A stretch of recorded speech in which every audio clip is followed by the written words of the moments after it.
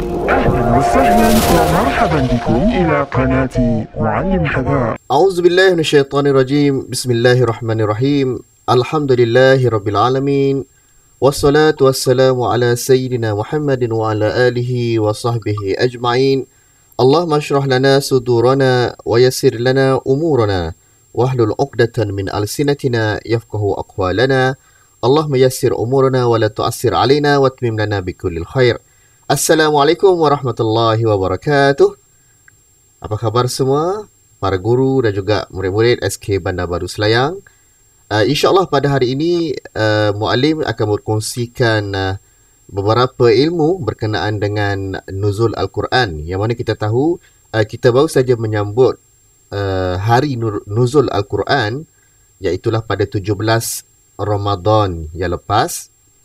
Dan hari ini kita akan berkongsi beberapa ilmu berkenaan dengan Al-Quran dan juga ilmu tentang perkara-perkara yang berkaitan dengan Al-Quran, insya-Allah.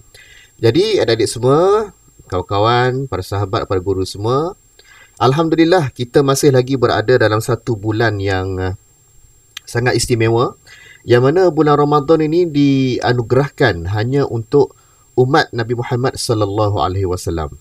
Umat-umat Nabi lain mereka tak pernah merasa bulan Ramadan. Kenapa? Kerana umat Nabi Muhammad sallallahu alaihi wasallam selalunya mempunyai usia yang pendek. Dan Rasulullah sendiri pernah bersabda, umur umatku, apa kata Rasulullah, umur umatku baina sitin wa sab'in, hanya di antara 60 ke 70.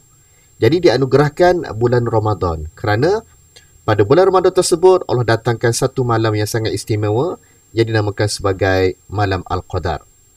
Dan Malam Al-Qadar ni, adik-adik semua, kawan-kawan semua, Allah menggandakan pahala sekiranya kita melakukan amalan kebaikan dan juga melakukan ibadah pada malam tersebut. Ianya nyata dan jelas sebagaimana kita maklum dalam surah Al-Qadr, apa kata Allah? Inna anzalnahu fi lailatul qadr. Lailatul Qadri khairun min alfi syahr. Lailatul Qadri khairun min alfi syahr. Sesungguhnya malam Al-Qadar itu lebih baik daripada 1000 bulan. Kalau kita hitung secara matematik 1000 bulan tu bersamaan lebih kurang dalam 83 tahun. Sebab itulah dianugerahkan bulan Ramadan ini untuk umat Muhammad sallallahu alaihi wasallam kerana usia kita ni tak panjang dan kita pun tak boleh nak confirm, tak boleh nak pastikan bila Allah akan tarik nyawa kita. Jadi, kesempatan yang ada ini, gunakanlah peluang ini dengan sebaik yang mungkin kerana mungkin ini merupakan Ramadan yang terakhir untuk kita. Baik, kawan-kawan semua, adik-adik semua. Firman Allah Subhanahu wa taala sebagaimana terpapar di skrin sekarang ni, a'udzubillahi minasyaitonirrajim. Syahrul Ramadan alladzi unzila fihi al-Qur'an hudan linnasi wa bayyinatin minal huda wal furqan. Sadaqallahul azim. Apa kata Allah? Bulan Ramadan ini diturunkan padanya Al-Quran. Maksudnya Al-Quran itu diturunkan pada bulan Ramadan. Apa tujuan Al-Quran diturunkan? Dalam ayat ni secara nyata dan jelas Allah telah ceritakan kepada kita. Pertama sekali, hudan linnas, petunjuk untuk manusia. Apa maksud petunjuk? Petunjuk itu maksudnya pendorong ataupun sebagai satu rujukan kepada manusia untuk membuat sesuatu keputusan. Hidup kita ni kita kena sentiasa membuat keputusan. Mereka yang sentiasa membuat keputusan ialah mereka yang berjaya, dan mereka yang tidak membuat keputusan ialah mereka yang gagal. Jadi kita berdoa kepada Allah supaya kita menjadi seorang yang sentiasa membuat keputusan dan keputusan itu adalah tepat. Baik, pertama sekali hudan linnas, petunjuk untuk membuat keputusan kepada manusia. Yang kedua, bayyinatin. Bayyinatin maksudnya ialah keterangan bagi setiap keputusan yang dibuat itu. Keterangan kepada panduan untuk membuat keputusan. Bukan setakat diratakan hudan, tetapi bayyinat. Datakan petunjuk dan juga keterangan untuk setiap petunjuk itu. Kemudian Al-Furqan. Yang ketiga ialah Al-Furqan, iaitu perbezaan antara benda yang baik dan buruk. Kerana apa? Kita sebenarnya, kalau kita belajar bahasa Arab, disebut manusia ini ialah hayawanun natiq. Kita ni adalah tergolong daripada sejenis haiwan sebenarnya. Tetapi haiwan yang natiq. Natiq ni maksudnya yang boleh bercakap dan boleh berfikir. Sebab itulah di sini Allah datangkan Al-Quran Furqan sebagai satu untuk kita membezakan antara benda yang baik dan buruk. Okey, baik. Seterusnya, apa itu Al-Quran? Al-Quran merupakan kalamullah. Kalamullah, kata-kata Allah, yang merupakan mukjizat yang paling agung kepada Rasulullah sallallahu alaihi wasallam. Mukjizat yang paling besar ialah mukjizat Al-Quran. Dan mukjizat yang kedua terbesar untuk Rasulullah ialah Isra' wal Mi'raj. Dan Al-Quran ini disampaikan oleh Jibril secara mutawatir, iaitu secara beransur-ansur. Dan membacanya adalah ibadah. Sebenarnya, penurunan Al-Quran ini, dia ada 3 peringkat. Peringkat pertama ialah daripada Allah, diturunkan ke Luhul Mahfuz secara seketul. Sebiji Al-Quran tu 30 juzuk dan 114 surah diturunkan oleh Allah Subhanahu Wa Taala ke Luhul Mahfuz semuanya sekali, kesemuanya sekali. Kemudian daripada Luhul Mahfuz, penurunan kedua ialah ke Baitul Izzah. Baitul Izzah ni kalau kita sebut langit bumi lah, langit bumi Dan daripada Luhul Mahfuz ke Baitul Izzah ni pun diturunkan secara seketul juga, seketul Al-Quran tu, kesemua sekali, 114 surah dan 30 juzuk Al-Quran. Tetapi daripada Baitul Izzah kepada Nabi Muhammad sallallahu alaihi wasallam diturunkan secara sikit-sikit, bitadarruj, secara beransur-ansur, berdasarkan peristiwa yang berlaku dan juga permohonan daripada Rasulullah sallallahu alaihi wasallam. Sekiranya Rasulullah ada masalah dan Rasulullah meminta panduan, itu kata hudan tu kan, hudan wa bayyinatin minal huda wal furqan. Rasulullah minta panduan daripada Allah untuk menyelesaikan satu masalah, maka Allah turunkanlah ayatul Quran. Okey, baik. Dan kita tahu Rasulullah ni merupakan seorang yang tak suka bergaul dengan mereka-mereka yang melakukan kemaksiatan, mereka-mereka yang sentiasa melakukan benda-benda yang buruk kan. Jadi daripada kecil lagi baginda suka beruzlah, suka bersendiri, dan tempat favourite baginda ialah Gua Hira. Gua Hira, mereka bersendirian di Gua Hira. Kemudian pada satu malam tu, adik-adik semua dah tahu cerita ni datangnya malaikat Jibril dan meminta Rasulullah baca Iqra' ya Muhammad ana lastu biqari'. Ana lastu biqari'. Saya tak dapat baca. Iqra' ya Muhammad ana lastu biqari'. Iqra' ya Muhammad ana lastu biqari'. Kata Rasulullah, saya tak pandai baca. Dan kita semua tahu Rasulullah ni merupakan seorang manusia yang Allah anugerahkannya dia tak pandai baca. Tak pandai baca dan tak pandai menulis.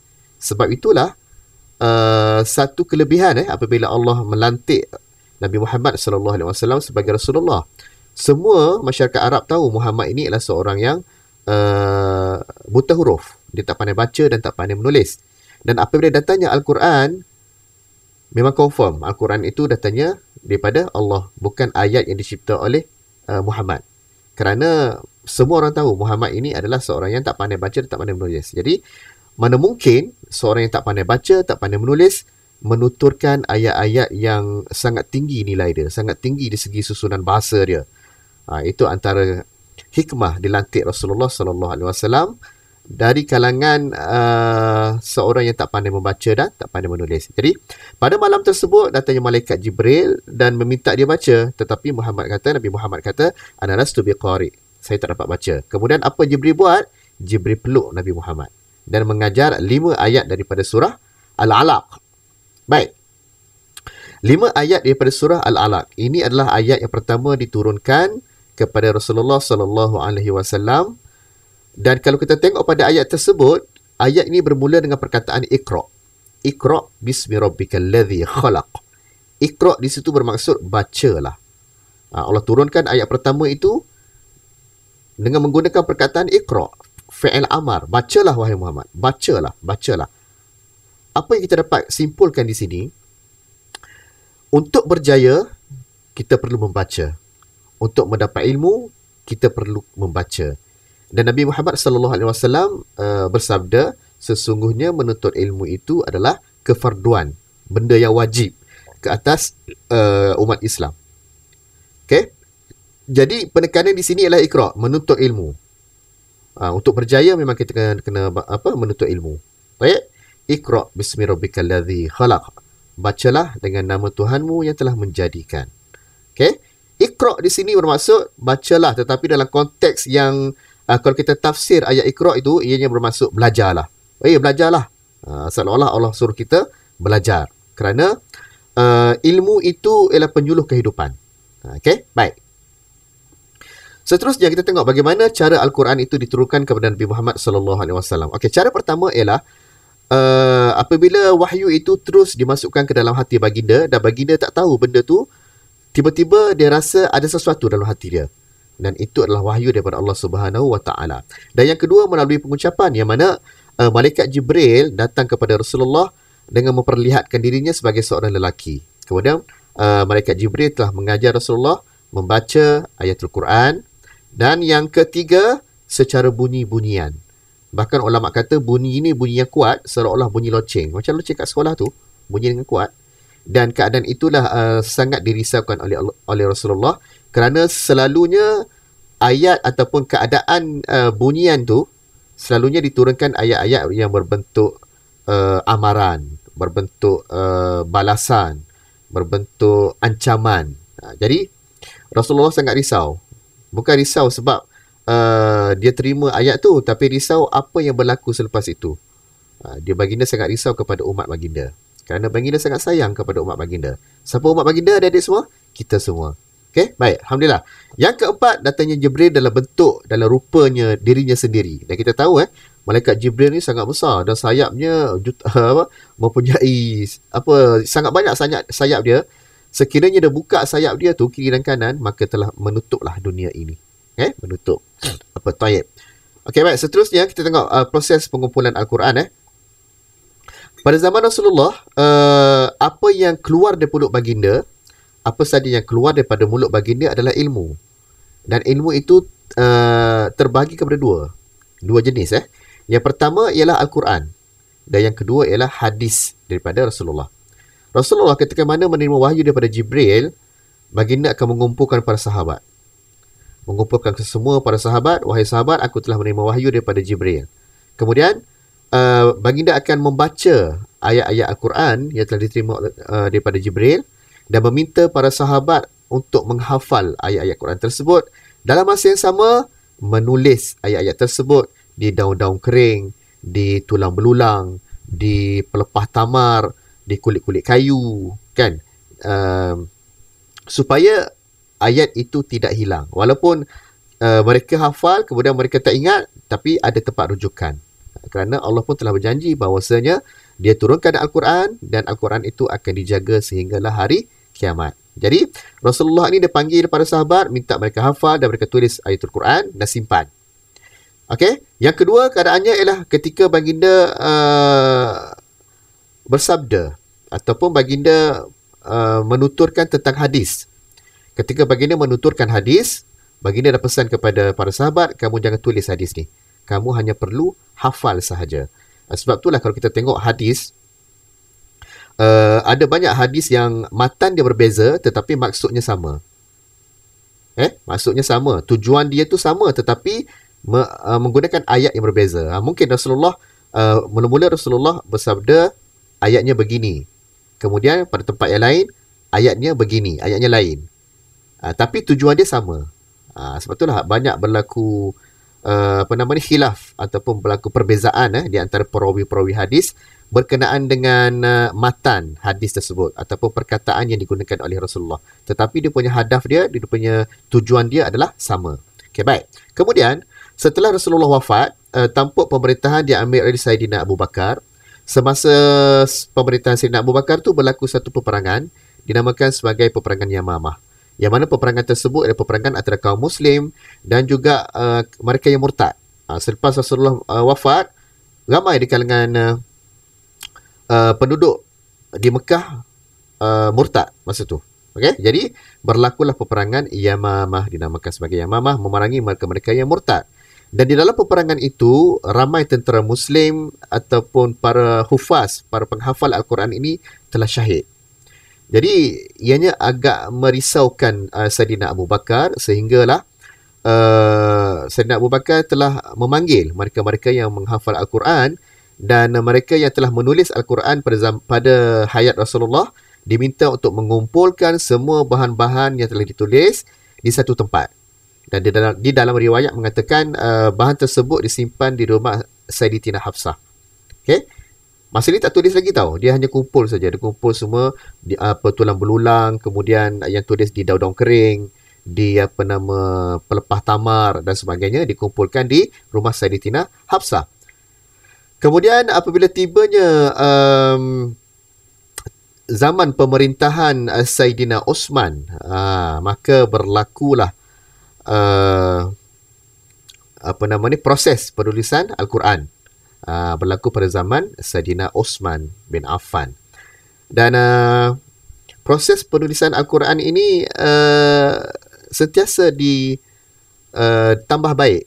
Kalau kita tengok penulisan yang pertama yang ditulis oleh para sahabat dulu, para tabi'in, kita sukar untuk baca. Kalau kita pergi ke Muzium Kesenian Islam kan ada dipamerkan naskah asal Al-Quran, yang mana di sana kita tengok Al-Quran, memang Al-Quran, tetapi tulisannya kita tak dapat nak baca. Sebab apa? Dia tak ada baris dan dia tak ada titik. Jadi sukar untuk kita baca. Tetapi selepas itu ianya sentiasa ditambah baik sehinggalah Al-Quran itu menjadi Al-Quran yang sangat perfect yang ada di tangan kita sekarang ni. Jadi prosesnya sangat lama. Bukan kata dia tulis hari ni esok dah siap lah. Bukan. Proses penulisan Al-Quran tu sangat lama. Okay, baik. Seterusnya, alright, apa yang ada di dalam Al-Quran? Al-Quran pertama sekali di dalamnya terdapat ayat-ayat yang berkenaan dengan akidah dan surah yang pendek tetapi mempunyai tafsiran yang sangat panjang, iaitu surah Al-Ikhlas. Kita selalu baca kan? Qul huwallahu ahad. Itu ayat yang berkaitan dengan akidah. Kemudian ada banyak lagi ayat-ayat lain yang berkaitan dengan akidah. Baik, yang kedua, akhlak. Di dalam Al-Quran terkandungnya apa dia akhlak yang baik, apa dia akhlak yang buruk, apa dia yang patut kita jauhi. Okay? Jadi Rasulullah sentiasa beramal dengan apa yang ada di dalam Al-Quran. Termasuklah akhlak baginda. Sayyidatina Aisyah ketika mana ditanya oleh para sahabat, "Wahai Aisyah, bagaimana akhlak Rasulullah?" Dengan simple saja, dengan ringkas saja, Sayyidatina Aisyah cakap apa? Kana khuluquhul Quran. Sesungguhnya akhlak Rasulullah itu ialah Al-Quran. Segala apa yang ada dalam Al-Quran itu, itulah akhlak yang ditampilkan oleh baginda Rasulullah sallallahu alaihi wasallam. Yang ketiga adalah berkenaan dengan ibadah, tentang rukun Islam, rukun iman, tentang ibadah sunat, ibadah wajib dan sebagainya. Okay? Yang keempat, di dalamnya juga terdapat tentang hukum-hukum. Sekiranya kita buat macam ni, hukum dia apa? Kita buat macam tu, hukum dia apa? Terkandung segala-galanya di dalam Al-Quran dan seterusnya peringatan.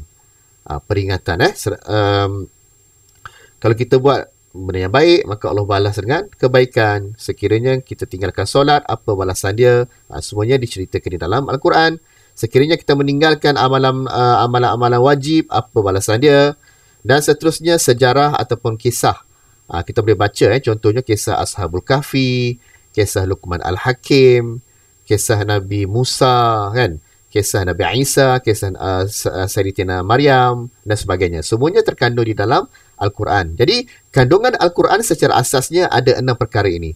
Dan daripada 6 perkara ini, dia ada banyak lagi cabang-cabang dia. Okay? Jadi, muallim cadangkan adik-adik semua supaya membeli Al-Quran yang ada terjemahan perkata. Supaya kita dapat baca apakah maksud ayat-ayat tersebut. Bukan setakat kita baca Al-Quran, bahkan kita dapat tahu ayat tersebut berbicara tentang apa.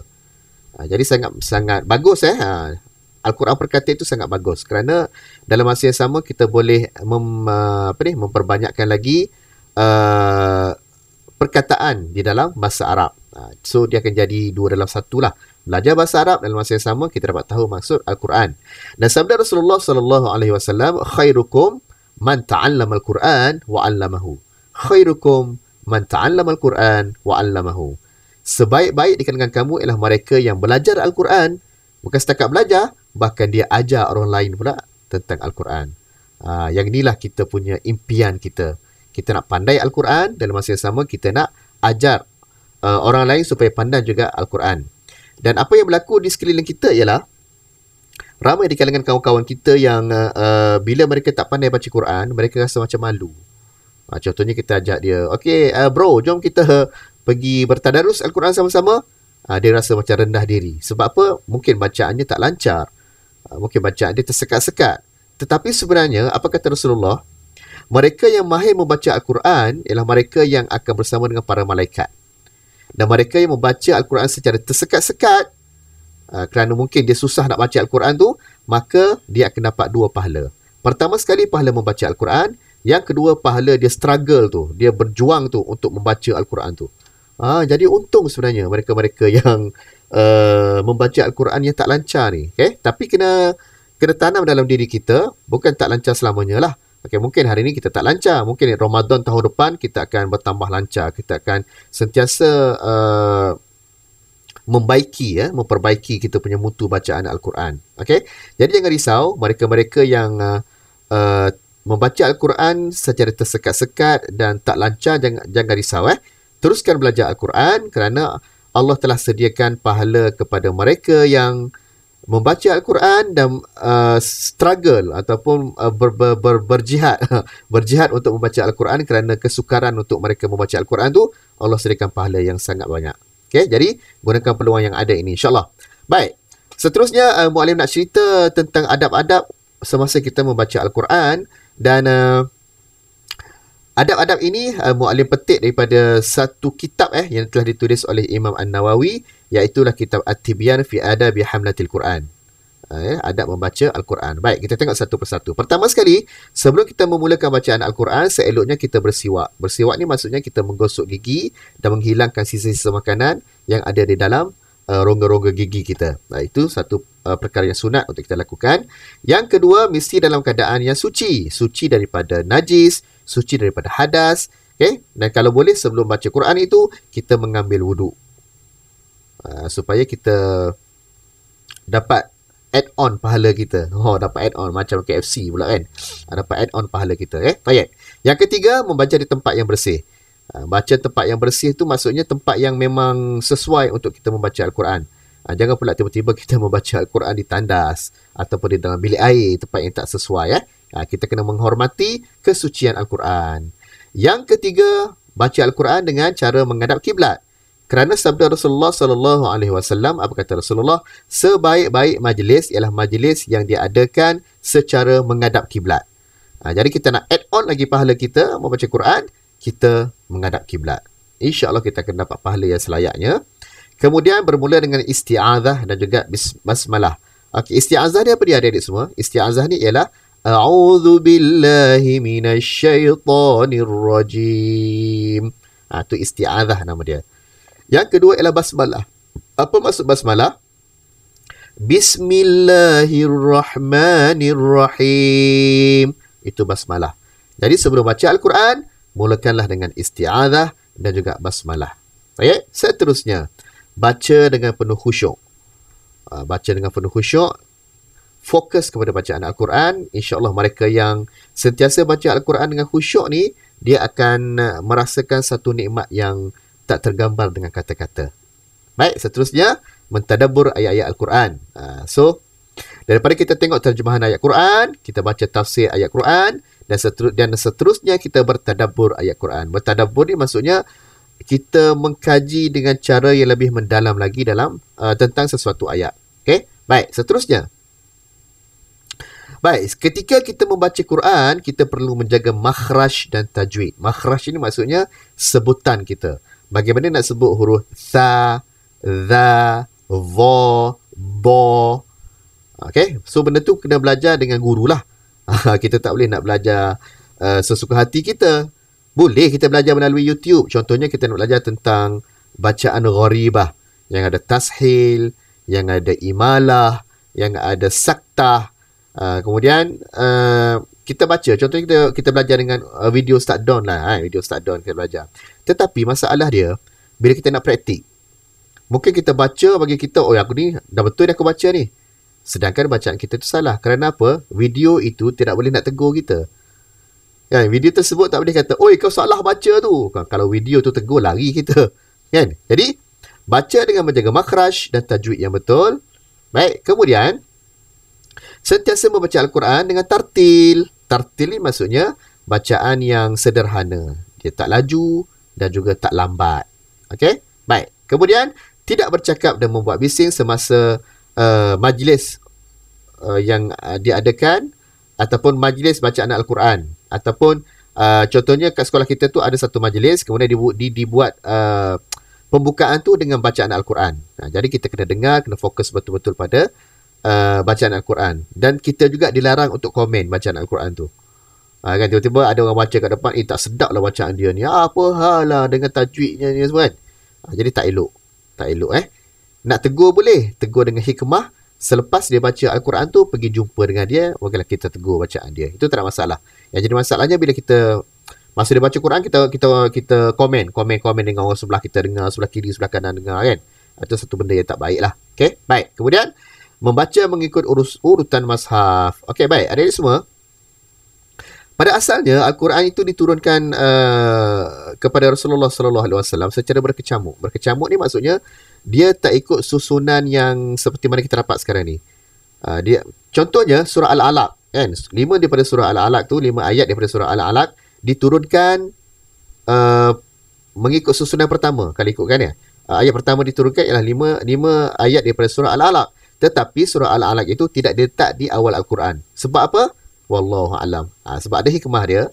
Dan Al-Quran itu disusun balik oleh Rasulullah dengan dinasihati oleh Jibril. So, banyak ayat-ayat yang Rasulullah terima. Kemudian Rasulullah pun susun ayat tersebut dan dijadikan Al-Quran. Susun mengikut surah-surah tertentu. Baik, jadi kita disunatkan untuk membaca mengikut urutan mazhaf. Kita tak boleh nak baca sesuka hati kita. Hari ni baca Al-Baqarah, esok baca Al-Mulk, tiba-tiba kan tak habis Al-Quran tu kita baca. Okay, jadi seeloknya kita baca bermula daripada Al-Fatihah, Al-Baqarah, kemudian seterusnya sehinggalah surah An-Nas. So kita baca mengikut turutan. Okay, baik. Seterusnya, baca dengan suara yang cantik. Apa maksud suara cantik? Suara yang sedap lah. Jangan pula daripada kecil sampai besar kita baca Bismillahirrahmanirrahim. Kalau kecil-kecil dulu tak apalah. Dia sampai dewasa baca macam tu memang something wrong lah. Okay? Jadi cantikkan suara kita. Bismillahirrahmanirrahim. Cantikkan suara kita ketika membaca Al-Quran. Dan kita juga dianjurkan supaya membaca secara berjamaah. Contohnya kita bertadarus Al-Quran. Kita membaca surah Yasin berjamaah. Surah Al-Kahfi berjamaah. Okay? Jadi, ini adalah antara adab-adab yang telah disenaraikan oleh Imam An-Nawawi di dalam kitab At-Tibyan. Yang mana adab-adab tersebut bolehlah kita mengamalkannya supaya kita boleh add on pahala bacaan Al-Quran kita. Baik, sekarang ni kita nak tengok apakah kelebihan membaca Al-Quran. Pertama sekali, sabda Rasulullah SAW, Iqra'ul Quran fa innahu ya'ti yaumal qiyamati syafi'an li ashabihi. Bacalah Al-Quran kerana sesungguhnya Al-Quran itu akan datang pada hari kiamat nanti sebagai penolong untuk mereka yang suka berkawan dengan Al-Quran. Jadi, bila kita sentiasa bersahabat dengan Al-Quran, sentiasa membaca Al-Quran, sentiasa mengamalkan apa yang ada di dalam Al-Quran, maka Al-Quran itu akan menjadi salah satu daripada penolong kita di akhirat nanti selain daripada Rasulullah SAW.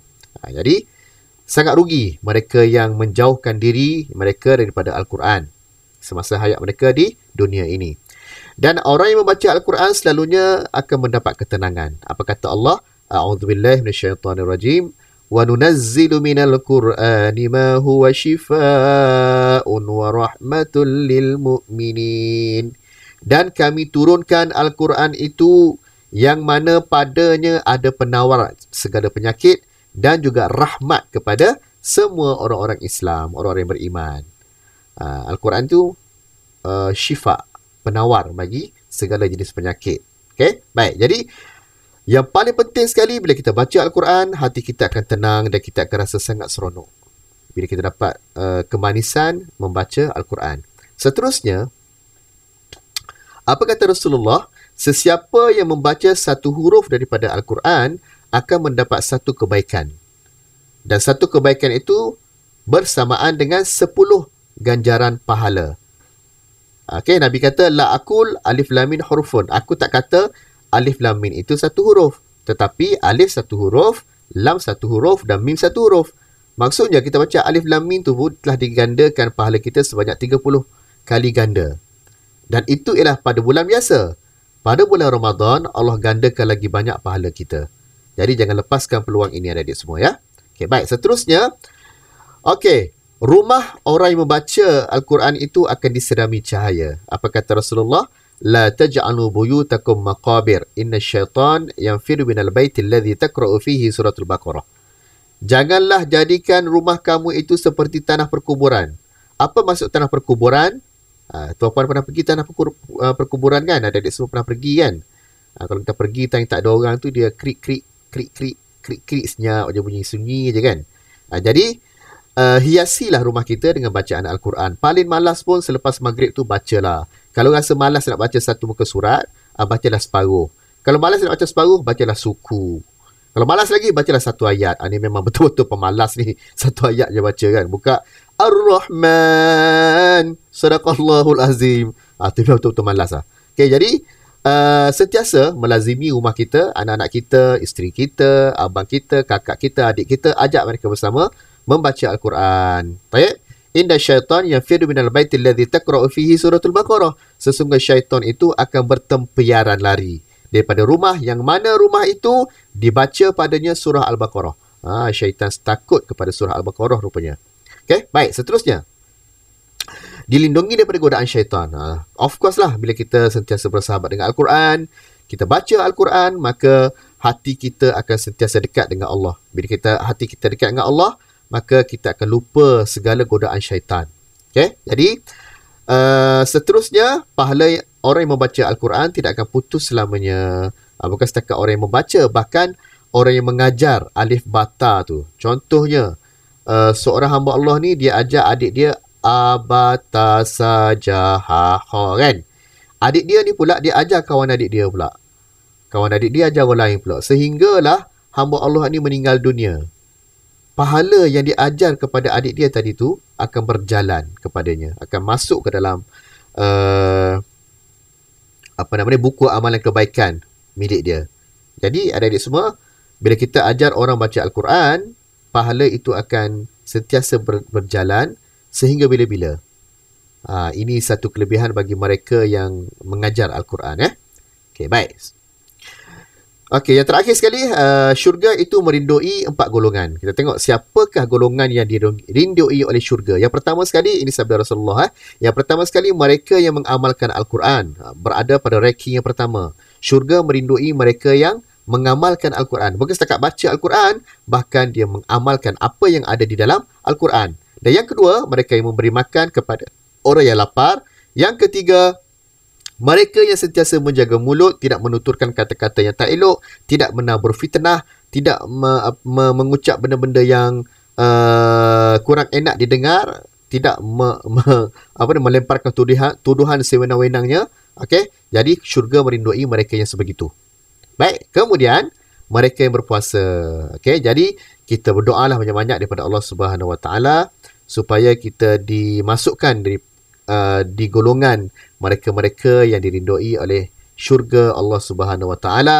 Sampai di sini saja perkongsian Muallim pada hari ini. Muallim mohon beribu kemaafan seandainya ada tersilap bicara, tersalah kata, dan Muallim doakan supaya anak-anak semua, adik-adik semua, ibu bapa yang menonton, juga kepada guru-guru, supaya kita dapat menghabiskan sisa-sisa Ramadan ini dengan melakukan amalan-amalan yang terbaik, dan kita bila tibanya bulan Syawal nanti, kita akan dikategorikan di kalangan mereka yang al-a'idin, mereka yang berjaya menempuh segala dugaan, dan mereka yang dilahirkan dalam keadaan fitrah, suci daripada dosa. Sampai di sini saja, insya-Allah kita akan bertemu di lain rancangan. Jangan lupa menekan butang subscribe pada channel ini dan juga loceng, kerana apabila tekan butang loceng di dalam channel Muallim Hazar, sekiranya ada lagi program ataupun video yang diupload oleh Muallim Hazar, maka tuan-puan dan adik-adik semua dapat mengikuti bersama-sama. Okey, dan insyaAllah channel Muallim Hazar ini tidak akan sunyi daripada majlis-majlis ilmu dan juga majlis-majlis kelas bahasa Arab kelas bahasa Arab. InsyaAllah kita jumpa lagi, dan pesan Pak Haji, kalau bosan-bosan bacalah Al-Quran. Aku qauli hadza wa astaghfirullahal azim li wa lakum. Assalamualaikum warahmatullahi wabarakatuh. Sehingga berjumpa lagi. Bye bye.